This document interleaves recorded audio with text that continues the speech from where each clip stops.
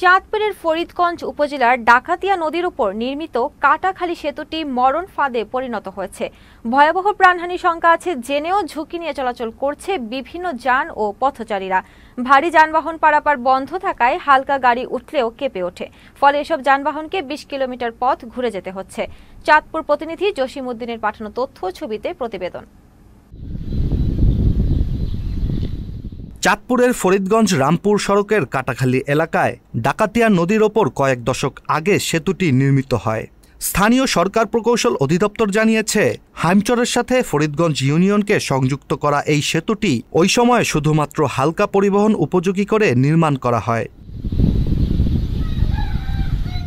সংস্কারের অভাবে কাটাখালী সেতু দিয়ে যানবাহন চলাচল ঝুঁকিপূর্ণ হয়ে গেছে। হালকা কোনো যানবাহন চলার সময় সেতুটি কেঁপে ওঠে। জিনিসটা হইতেছে না কেন? এই জিনিসটা দ্রুত হওয়ার দরকার। ভাঙার কারণে আমরা এই দিক দিয়ে যেতে পারি না। 20 কিলোমিটার ঘুরে আমাদের ফরিদগঞ্জ সদর হাসপাতাল যাইতে হয়। আমাদের এই ব্রিজটা খুব ঝুঁকিপূর্ণ। একটা মোটরসাইকেল গেল ব্রিজটা এদিকে এদিকে কাফে, আর এই যে ব্রিজটা যে ভাঙিয়া গেছে পুরাটা ব্রিজই ফাটা দিয়েছে। কিন্তু মানুষ চলাচল বহুত কষ্ট। আমরা যাই এই পার একটু সেই পার যাই, খুব রিস্কে যাই। স্থানীয় বাসিন্দারা বলছেন, জীবনের ঝুঁকি নিয়ে এই সেতুর উপর দিয়ে চলাচল করছেন তারা। আমরা এই রাস্তা দিয়েই সারাক্ষণে চলাফেরা করি। ব্রিজটা দীর্ঘদিনেই অনেক ঝুঁকিপূর্ণভাবে আছে।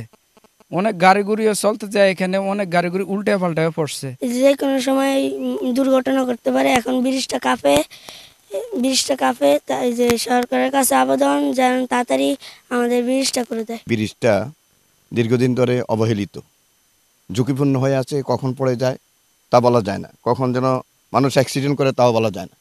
যার জন্য আমি সরকারের কাছে অনুরোধ করছি যে অতি বিলম্বে এই ব্রিজটা বাজেট করে যেভাবে হোক এটা তৈরি করে দেওয়ার জন্য। সেতুটি অনেক পুরনো এবং ঝুঁকিপূর্ণ উল্লেখ করে এটির দ্রুত টেন্ডার প্রক্রিয়া সম্পন্ন করে প্রয়োজনীয় ব্যবস্থা গ্রহণের কথা জানান স্থানীয় সরকার প্রকৌশল অধিদপ্তরের নির্বাহী প্রকৌশলী। আমরা করবো বলেই এটা ডিভিশন হয়েছে, তাই না? বলেন, রোডস অ্যান্ড হাইওয়ে তো এটা করার উদ্যোগ নেই না, বা অন্য কেউ উদ্যোগ নেই, অন্য কোনো দপ্তর নেই, আমরাই কিন্তু নিচ্ছি। ইতিমধ্যে সেতুর মাঝখানে বড় গর্ত, বিভিন্ন জায়গায় ফাটল, রেলিংয়ের আস্তর খুলে রড বেরিয়ে পড়ায় আতঙ্কিত স্থানীয়রা।